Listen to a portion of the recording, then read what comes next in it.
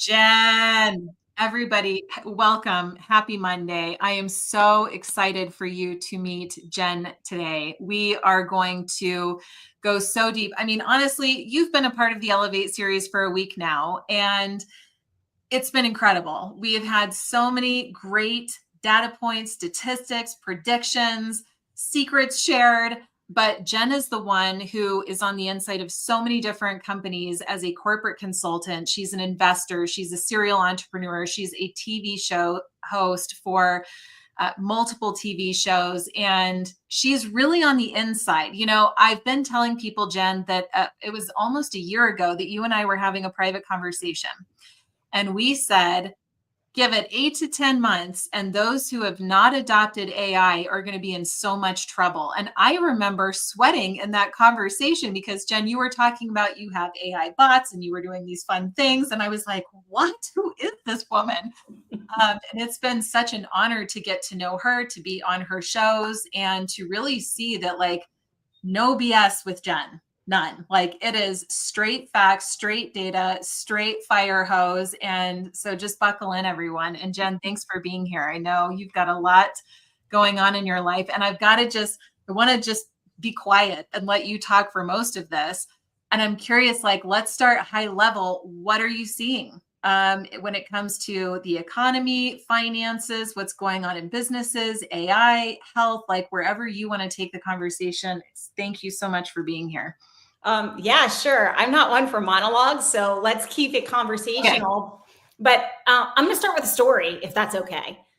Great. It's a client story, and well, he wasn't a client at the time, but about 3 months ago, a founder who's a friend of mine, and we've invested together before, called me literally in tears, which you don't see very often.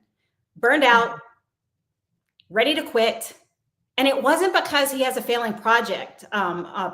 In fact, growth is faster than what was expected, but too fast. Sometimes we can grow too fast and we lack the team and the next level systems to handle that growth. And so the fulfillment challenges, married with the fact that now we're seeing more economic slowdown, money's harder to get, investors are not wanting to just write those checks, and there's uncertainty, along with longer sales cycles. He was lacking confidence or even like mental bandwidth to lead through this uncertainty. He was no longer trusting that he could make sound decisions. I mean, this is a multiple $1 million startup, very successful, profitable, very fast. And the problem wasn't the product, and it's not the market. It literally is his bandwidth. And this isn't isolated. Thanks. It's not isolated. I've spoken with so many founders and executives, and they simply lack the bandwidth to keep pushing uphill. We feel like we've been climbing since pandemic started, right? Yeah, I was thinking that. Yeah. Pandemic. Then we had like a slight breather, and then there was inflation. So we were dealing with that. And now we see economic shifts, especially at the small business level. We see longer sales cycles. We've got the AI revolution. It's like we keep getting hit. And as humans, you and I both know, I've been in peak performance for almost 30 years now. Humans don't like change. And so we already had decision fatigue because of all the change. And now we have even more decision fatigue. I'm just going to say it. We're tired. What I'm seeing is we are tired as leaders and executives. So I think if I were to put one thing there, it would be cognitive overload, decision fatigue. And then the other big thing that I'm seeing, I think you've already talked about, we've talked about longer sales cycles, shorter attention spans, no more trust in marketing. People think because everybody overloaded bad AI content, nobody trusts that something's real anymore. And I think it really stems, Amber, and you and I talked about this, I believe, on the air on one of my shows, with this complete fatigue, with this surface level connection that's not real. And I'm sorry, I can't even tolerate it. Yeah, I have no tolerance for it. I don't even know how to have those surface conversations anymore. In fact, on Friday, we were having a play date, with one of Clay's friends. And, as soon as there was a lull in the conversation, I'm like, so what do you see is going on in the world? And he's like, can't you just relax? Like, we're here, we're having this thing. And I'm like, no, I don't even know how, because my mind is just grinding and crunching. Now, I did take the weekend. I will tell everyone I went to Estes Park. We did 2 separate hikes. Like, I went out in nature to recharge. That was really important for me because during the week, my mind is just spinning at such a high intensity because, Jen, it's like you are solving short-term challenges while trying to predict the best you can these different long-term possibilities, even though like nobody can really predict what's going on, but you still have to try to stretch. Then you need to learn AI the fastest that you can to stay above the curve. Or for many people, they're like trying to learn how to have emotional intelligence so that their marketing can be, better, and they're connecting with more people, which is a real problem for some people. Like, they have turned off their emotions previously, and now they're recognizing like this is a really important part of connection and making my marketing and sales work longer term. So they are even feeling behind the curve in that way. So coming back to what you were talking about with confidence, it's like, where do I even put my attention? Every decision feels like the most important decision, and I have to make it immediately because I don't have time to just sit around and think about it for a while. The pressure is high. And like, listen, everyone, Jen and I are not doom and gloomers. In fact, if anything, we're like, where's the opportunity in this? But Jen, how do we redevelop confidence in a moment like this? How do we start to trust ourselves again? Like, what would you recommend to your CEOs? Well, I'm going to say do what I do, honestly. That's to stop, pause, and step back. I'm a big fan of taking a break because I'm going to say something and it's going to sound really cliche, but it's so true. Overwhelmed leaders make underwhelming decisions.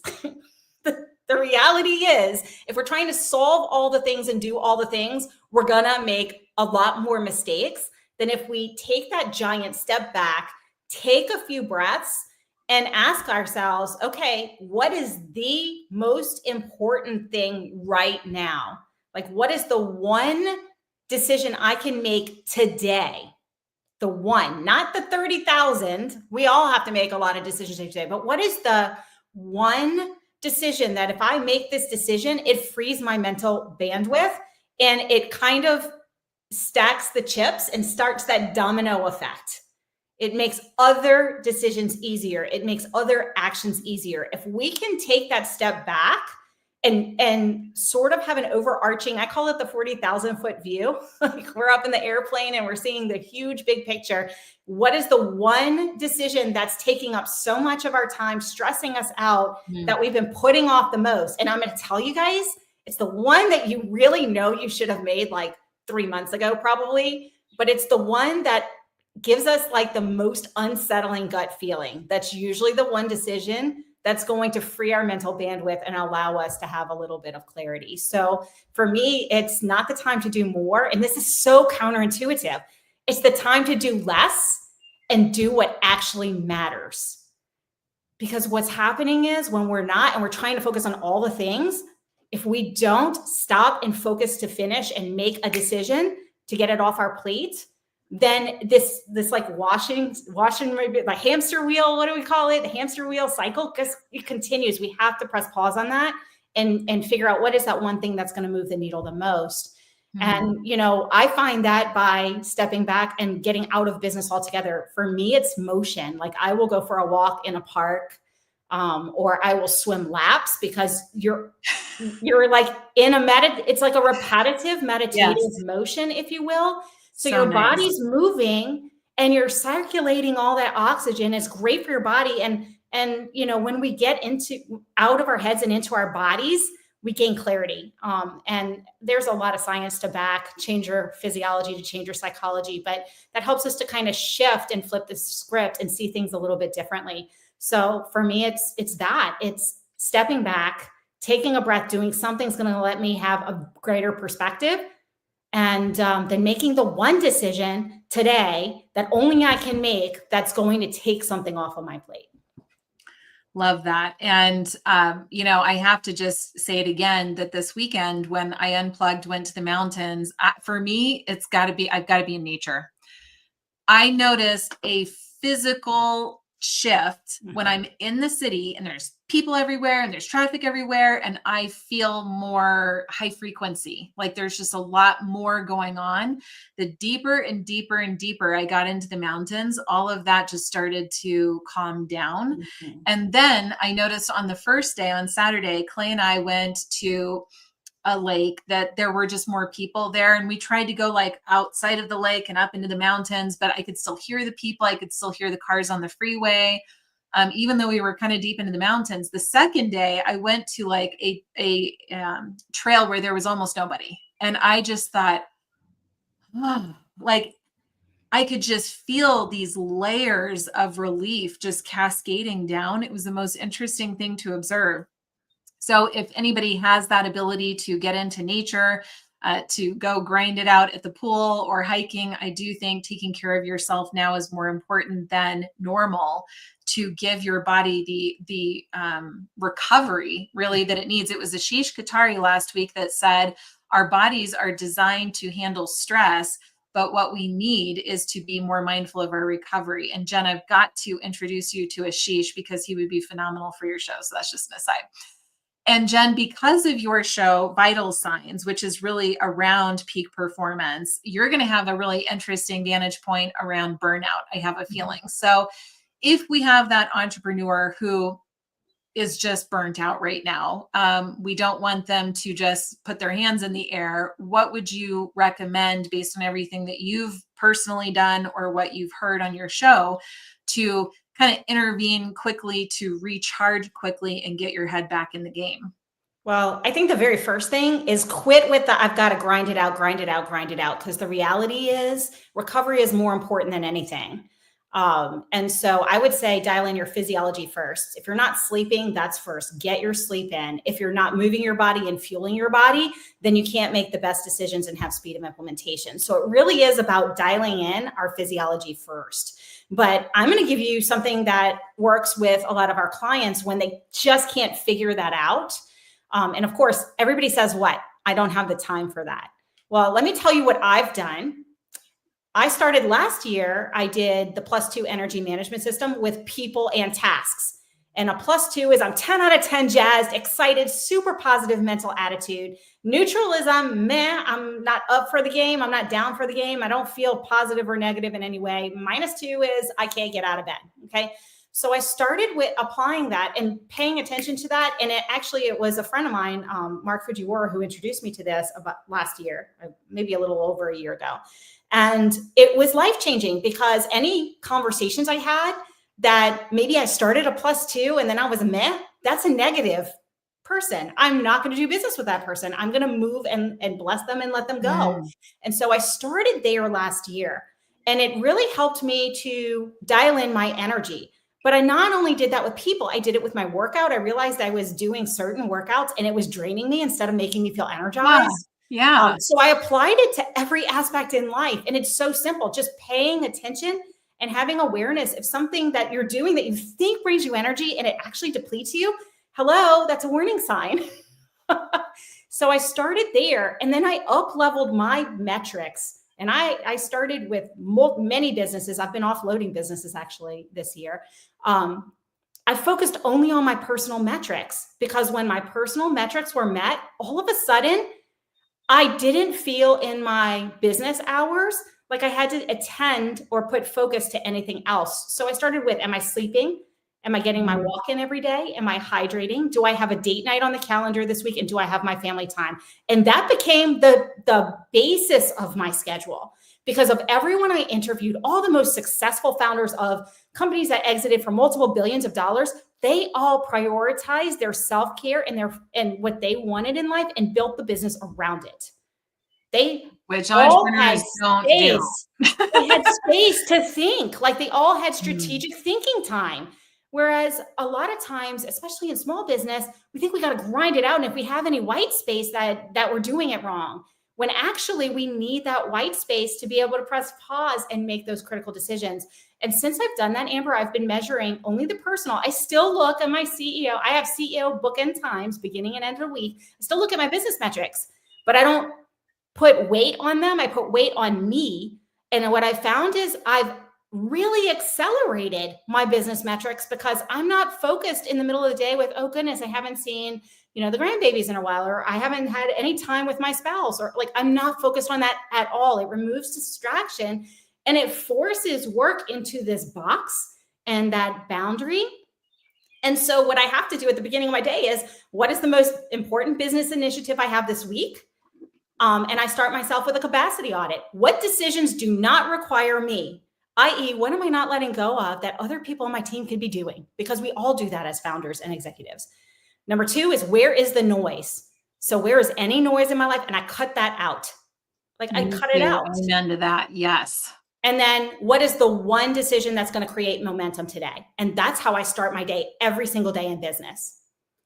And I'll tell you, Amber, those few shifts have helped me reclaim so much mental bandwidth. In fact, I've done some really hard letting go. I've unwound a partnership that was really profitable and had a great exit, but it was draining me so much that it was the right decision to unwind it, because all of a sudden it's like it freed up this black cloud.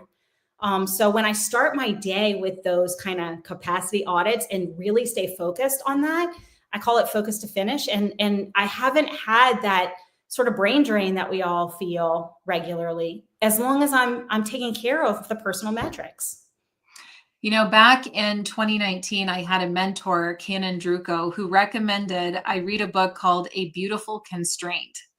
And that has stood with me. And I recommend everybody go get the audiobook or the Cliff Notes version or whatever. But essentially, when you have a constraint, that's when you can produce a more powerful outcome. You get more creative, more innovative. That's why a lot of entrepreneurs, they love the thrill of the last minute, because, oh my God, I only have an hour to send this email or this proposal. And it's like you harness all of that collective energy inside of your body, which like makes you think in a different, level, and boom, you get this different kind of outcome. So I love putting the business in a box, right? Because that's a beautiful constraint. So I want to move on to AI, because Jen, of all the people in my life, you're like my AI lighthouse, where I'm like, I want to know, what are you seeing? What is new? Where do you think most entrepreneurs are failing right now? What is your advice that they do now to even have a chance moving forward? Like, tell us about AI. Okay, so first things first, stop thinking about shiny objects. Like, just stop. Most AI integrations are failing right now because people failed to integrate. They planned to integrate. They didn't plan to adopt. It doesn't matter what tech you have. If your people aren't using it, you just paid for an expensive paperweight and it's not going to meet your goals. So there's a lot of failed AI integrations because the planning is all around the tech tool. And here's the shift. I would like to propose that 95% of your AI time is spent planning around the people side and the prep and the readiness. The tool's only 5%, and actually it's the easiest part of the equation. So I'm going to give you guys what I give to the people. I get called to do AI strategies all the time. And so this is what I looked at every time I went in my businesses to do this. And this is what we look at with our clients. Number 1, what are my business use cases? What is my business strategy? What are my key business initiatives this year? You start there. And then ask yourself, of my key business initiatives, which of these align where I can apply artificial intelligence in a way that'll become more faster, more effective, more efficient, whether it's for operational efficiency or product differentiation, whatever the purpose of that is. So what is my business use case? Second, identify, do I have the data I need and the SOPs in place to train the models? Because here is where most businesses fail, especially with off-the-shelf, open source type stuff. Their SOPs are outdated. Their data is a wreck. They're putting way too much information in. So guess what, folks? Garbage in, garbage out. And I know you've heard that, but it is so true. I'm going to give you an example. And I actually spoke at an AI summit and I shared this. There was a recruiting firm who leveraged AI for all the right reasons, to schedule and to do different things, to filter through resumes. Only they inadvertently put in an or instead of an and it filtered out every female candidate. That is a major lawsuit. Oops. Oh, Okay. shoot. So Yeah. that could have been easily remedied if Wow. they looked at the SOPs, they read through it before they train the model. Because what does an AI model do? It accelerates what we're doing. So if we have bad processes, our bad processes are accelerated. Okay. Like lawsuit over something that was supposed to save money. So, and that's not an isolated case, by the way. I have so many of these. So identify, do I have the data and the SOPs necessary to train the models? And is that data accurate? Then you're going to look at, okay, I'm going to automate a process. What does this process cost me currently? If I run this process 100 times a week and it costs me $10 every time I run the process because it's like 5 minutes of somebody's time or whatever it is, then that process is costing me $1,000 a week, correct? Easy math.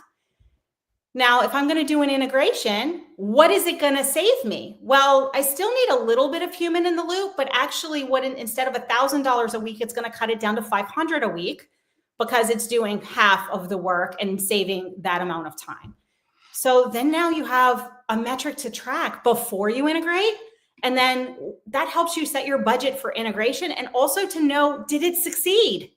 No kidding. Because so many people don't have that metric to begin with. They don't even know what they're spending right now. And this is what I hear from the people who are afraid. Yes, I'm talking to you in the back. The people who are afraid of AI and it's not for me and I can wait on it. No, you can't.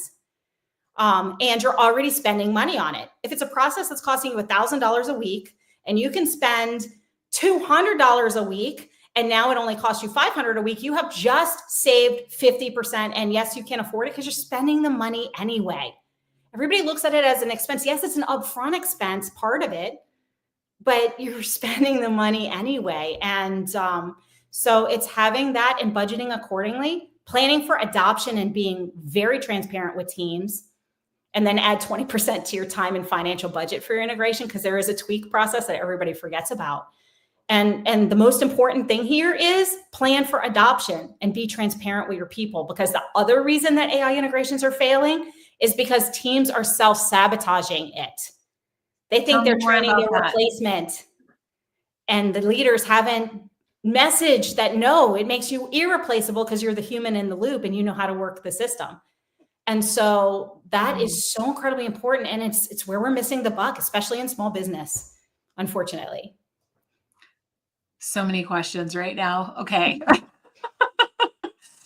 If you have questions, drop them in the comments and we will find a way to get to them.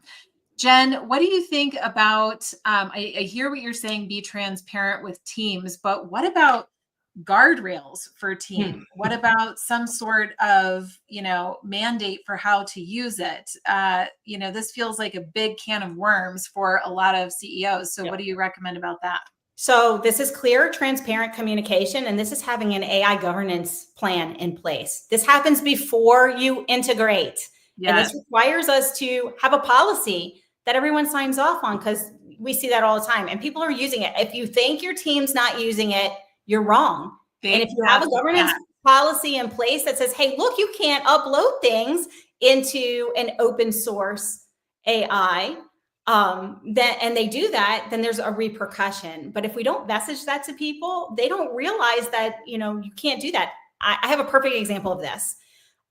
Someone was loading, and this is in the legal field, which is really scary, was loading information into an open source LLM and asking it to redact the information for them so that they could present a summary. Well, guess what, folks? If you put unredacted information, that's out there because it's open source and it's training from you no matter what they say, it's learning from you. So that information is compromised and you just had a major violation in compliance and regulatory.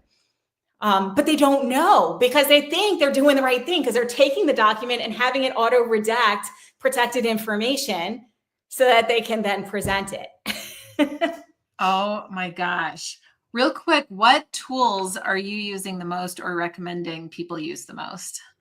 So I do work a lot with regulated industry. A lot of my businesses are in healthcare and wellness, legal, financial, and so we're heavily regulated.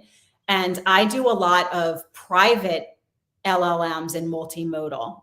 Why? Because quite frankly, if you anchor everything you're doing to your protected information, to your systems, to your processes, it's more secure.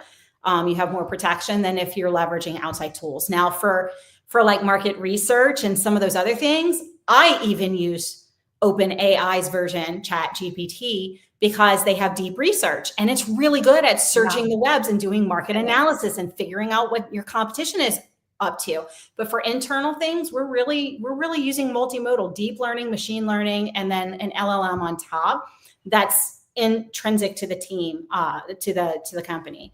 And then the other thing that people really have to understand is, what is it going to cost ongoing? Because it's not just the tool, it's also your cloud storage. How much is cloud if you're doing it cloud-based versus server-based?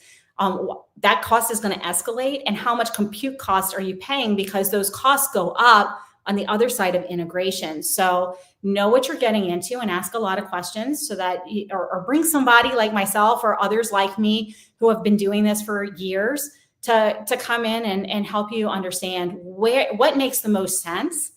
And then, for the love of goodness, don't integrate in anything that faces any client. Do it in a sandbox first and test it before you do it company-wide. Oh my gosh. Can you see why I was like dying to have Jen on the show? She is just such a wealth of information in so many different areas.